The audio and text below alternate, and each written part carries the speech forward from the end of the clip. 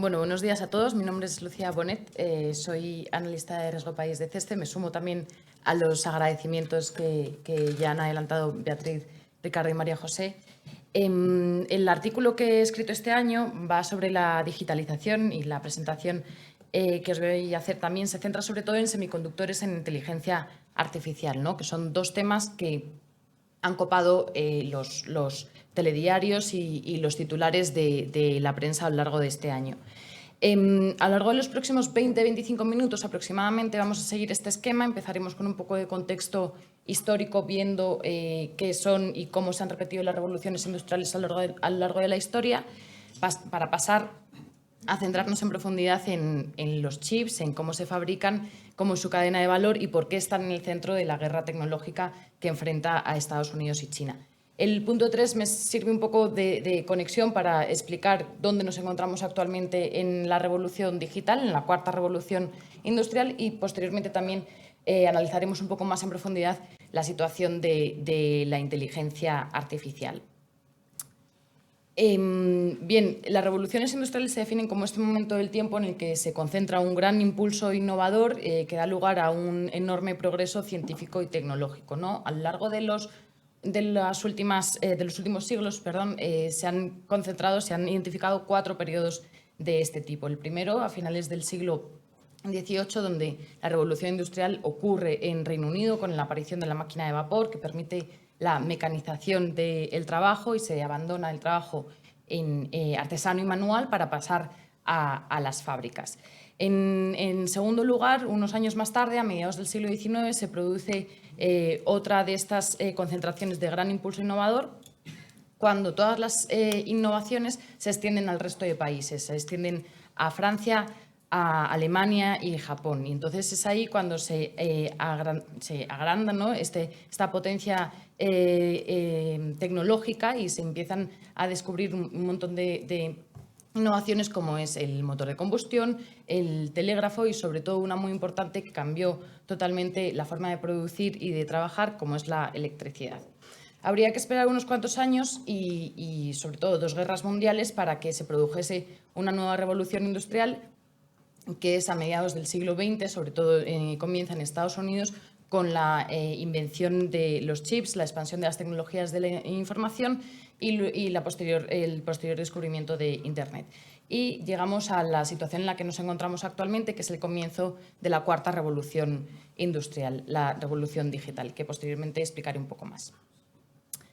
Bien, como decía, a mediados del siglo XX, en 1947, se inventan 3 científicos en Estados Unidos, en la Bell Technologies, se inventan el transistor, que es un trozo de material semiconductor que permite controlar el paso de corriente y amplificar la señal. Y viene a sustituir a la válvula de vacío, que era el método que se utilizaba para transmitir la corriente anteriormente. Este es el primer transistor, una réplica del primer transistor que se utilizó. Y se dice que es el inicio de una enorme revolución silenciosa, que se dice que el transistor es al siglo XX lo que la máquina de vapor fue al siglo XIX, ¿no? Se incluiría dentro de estas categorías de tecnología fundacional, similar a la penicilina, a la imprenta o a la electricidad.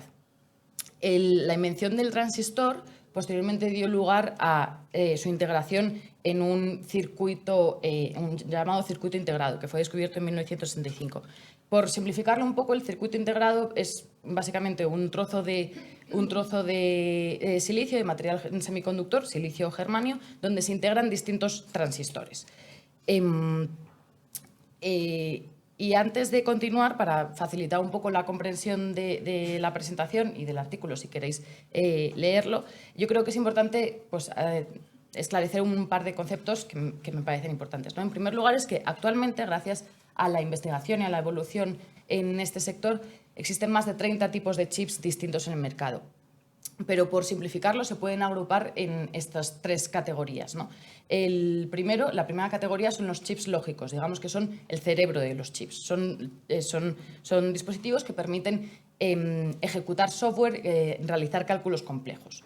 Luego tenemos los chips de memoria, que son los que permiten el almacenamiento y el acceso de los datos. Y por último una categoría un poco más, digamos, cajón desastre, donde se incluyen los chips discretos, analógicos y optoelectrónicos, que es ahí donde se incluyen, por ejemplo, los chips que se dedican a la inteligencia artificial. Se llaman los chips DAO.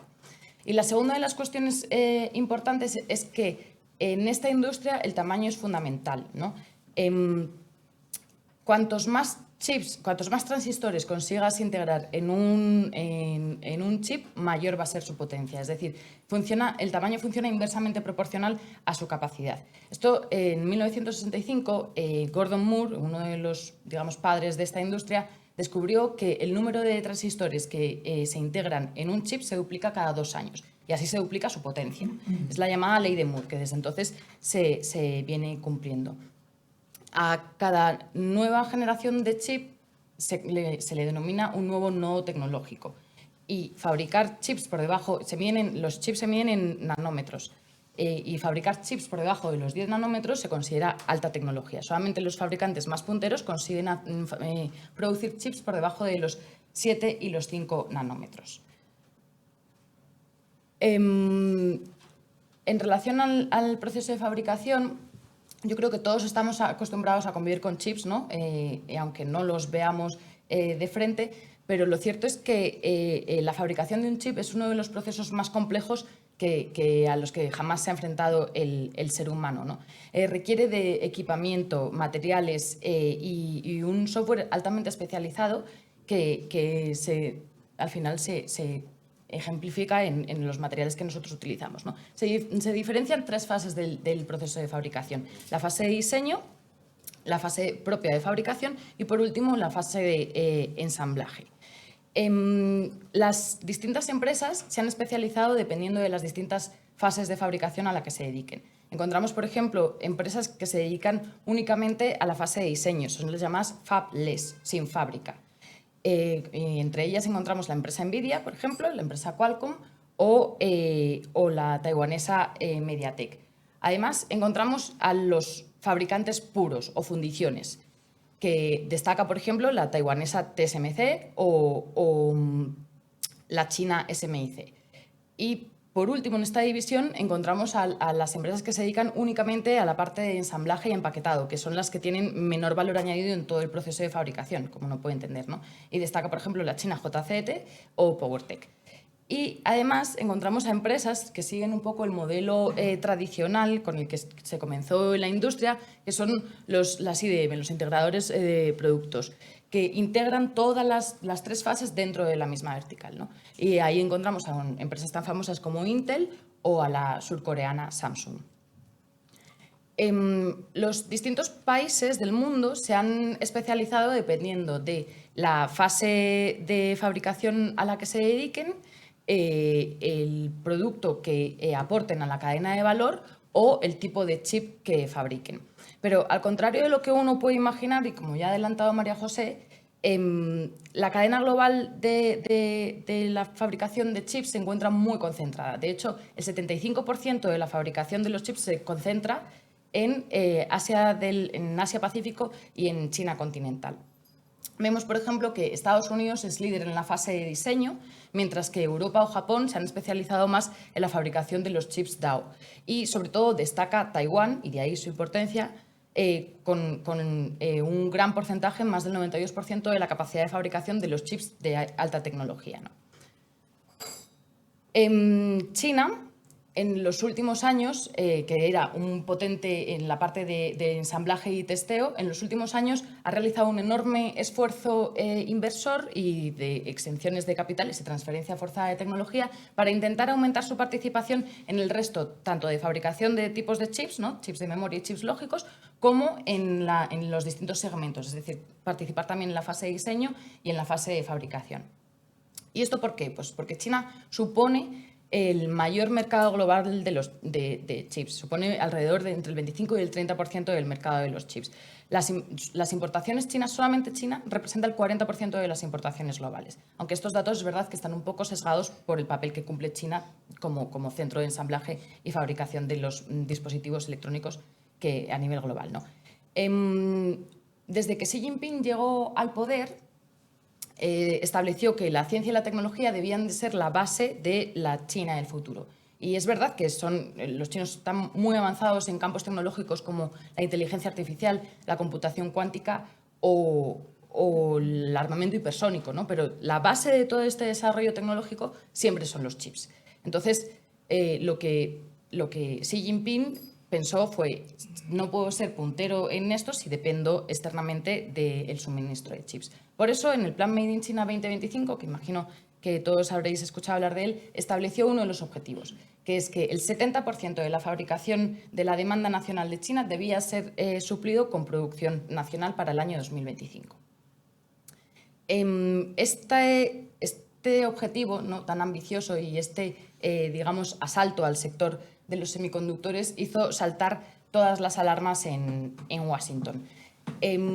Aunque resuena mucho el nombre Trump, lo cierto es que las primeras sanciones al sector tecnológico chino ya se pusieron durante la época Obama. Y es verdad que Trump recrudeció y evidenció aún más esta confrontación, sobre todo con el cambio de la nueva regla de productos extranjeros que prohibía directamente la exportación de semiconductores a China, ¿no?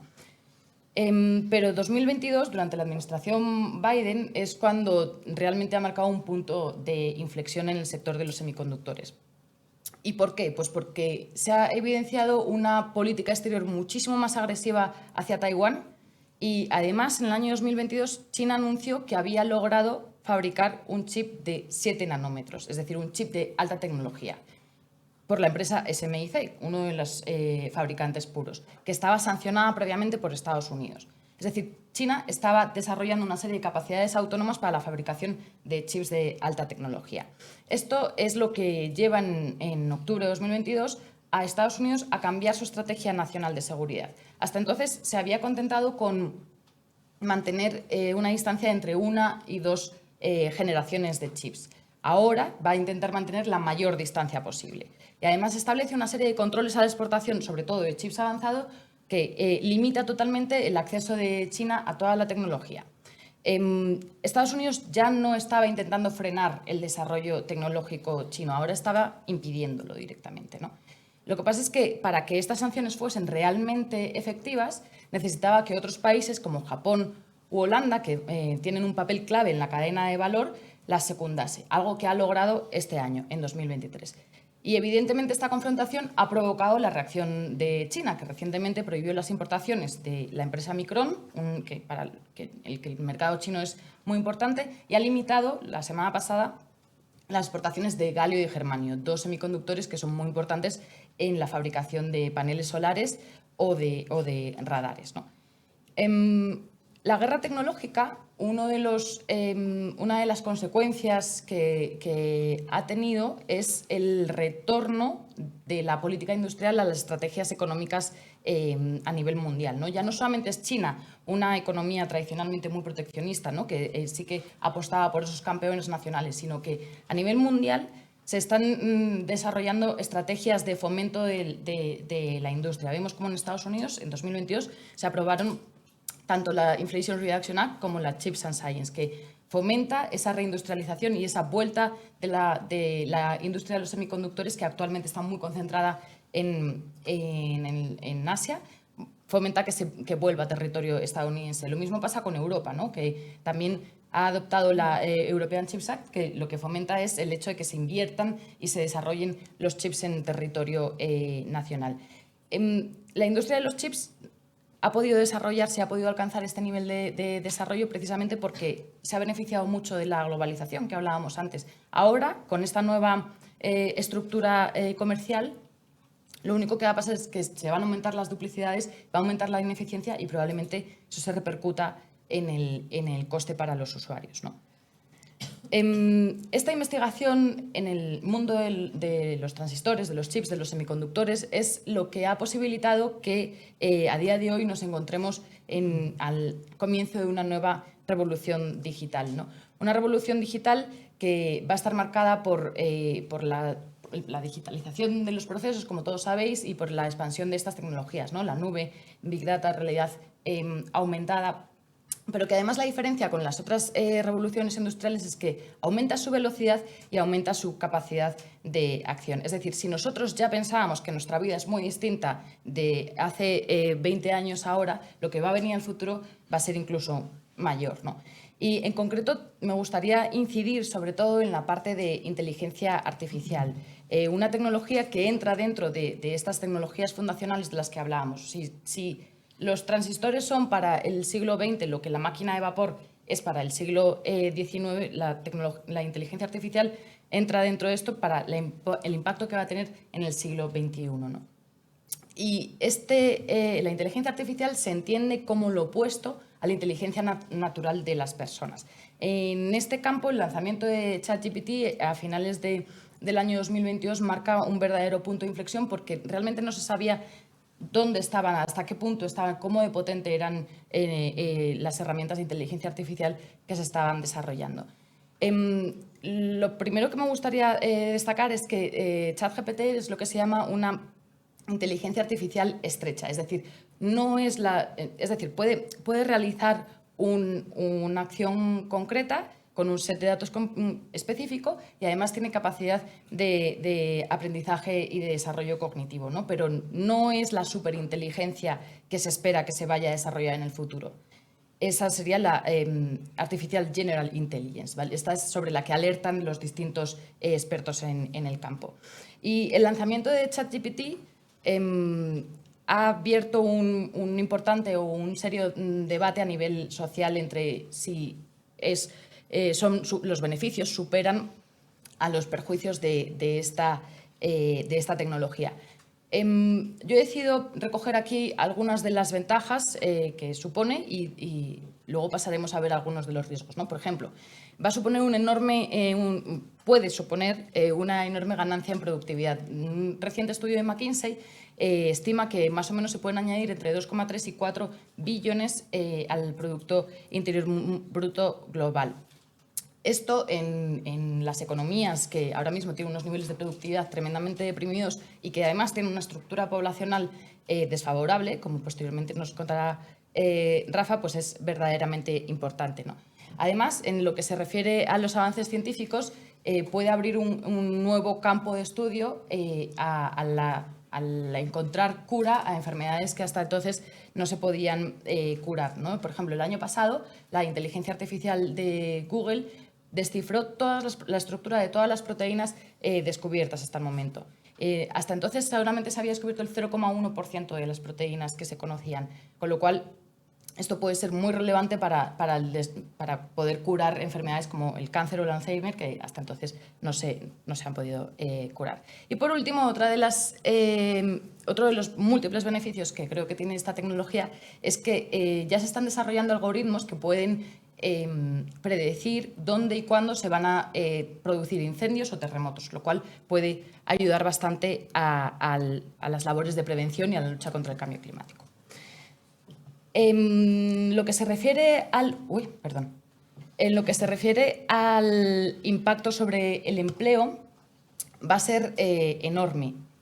Se estima que la inteligencia artificial podría automatizar entre las labores que consumen entre el 60 y el 70% del trabajo actualmente. Además, sobre todo, va a afectar a la economía del conocimiento, va a afectar a estos países que pues tienen un sector terciario mucho más desarrollado. Como podéis ver en la gráfica, son sobre todo las economías desarrolladas. Son los llamados trabajadores de cuello blanco, en contraposición a los trabajadores de cuello azul que ya vivieron las consecuencias de la globalización de los años 90 y 2000. Esto supone un riesgo importante, ya que se tiene que pensar en qué se va a reemplear a todas estas personas, ya que puede suponer un riesgo de aumento del descontento social y posterior fractura, sobre todo en las democracias occidentales, ¿no? Precisamente el impacto sobre la gobernanza es otra de las cosas que más preocupa de la inteligencia artificial. No me voy a centrar en todos los aspectos por falta de tiempo, pero bueno, yo creo que sí que es importante el impacto sobre el sesgo. Es decir, la inteligencia artificial puede agravar una serie de diferencias que ya existen en la sociedad y sobre las que estamos intentando combatir. si damos a la inteligencia artificial un set de datos que está previamente sesgado, nos va a devolver pues, este agravamiento de las diferencias. Os voy a poner un ejemplo.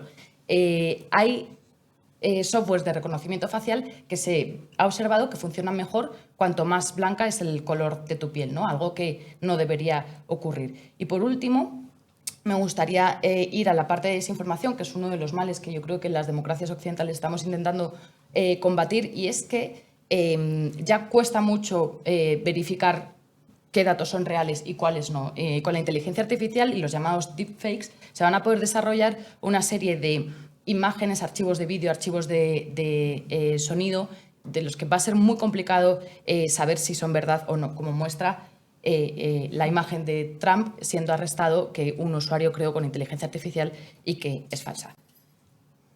A finales de mayo, un grupo de figuras relevantes en la investigación de inteligencia artificial publicó una misiva, una carta en la que advertían del desarrollo de la inteligencia artificial general, ¿vale? No la que tenemos todavía. Y a pesar de estas advertencias, los proyectos en inteligencia artificial han concentrado un gran interés por parte de los inversores. De hecho, se estima que en el año 2023 van a concentrar alrededor de 20.000 millones de dólares. Todas las empresas tecnológicas se han lanzado para intentar desarrollar una inteligencia artificial que supera la de sus competidores, ¿no? Tenemos Microsoft con ChatGPT, tenemos a Google con su inteligencia artificial que se llama Bard, Facebook que tiene una que acaba de lanzar que se llama Llama, o TikTok con una que se llama Taco. Lo bueno es que a la vez que ha aumentado el interés de los inversores, también ha aumentado el interés de los reguladores, ¿no? En el año 2022 se presentaron cerca de 37 proyectos de ley.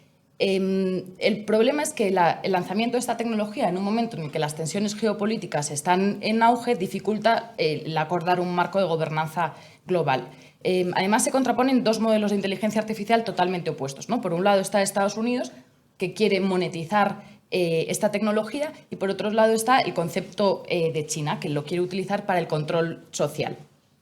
En la Unión Europea no tenemos empresas punteras que desarrollen la inteligencia artificial, pero sí que vamos a ser los primeros probablemente en regularlas. Y la Unión Europea ha adoptado un enfoque de riesgos. Se establecen tres categorías: riesgo inasumible, riesgo elevado y riesgo bajo. Por ejemplo, en la Unión Europea no se van a permitir los sistemas de scoring social. No se va a permitir tampoco la identificación biométrica de las personas en los sitios públicos. Y es verdad que no tenemos empresas punteras, pero que podemos ser los primeros e intentar marcar las reglas de juego a futuro. Y ya concluyo con una serie de reflexiones. Yo también bueno, yo creo que los avances científicos en general y en concreto el sector de los semiconductores ha sido uno de los sectores en los que más se ha beneficiado de la colaboración entre países y de la globalización, ¿no? ¿Hasta qué punto es posible cambiar estas dinámicas que han permitido este nivel de desarrollo? ¿Hasta qué punto es verdaderamente posible el decoupling? Ya nos explica María José, ¿no?, que en Estados Unidos se habla más de de-risking, pero en China las últimas medidas apuntan más al decoupling. Y respecto al lanzamiento de la inteligencia artificial, no se sabe muy bien todavía si es un riesgo u una oportunidad, pero es verdad que en este momento son las políticas públicas y las autoridades las que realmente necesitan desarrollar una serie de regulaciones, ¿no? Por eso es un poco complicado, complejo que este avance tecnológico se esté produciendo en un momento en el que va a ser muy complicado llegar a acuerdos comunes. Y bueno, simplemente concluir con que la ciencia y la tecnología siempre ha sido el motor del progreso humano y que, como se puede observar, estamos al principio de una revolución que va a seguir marcando esta tendencia. Muchas gracias.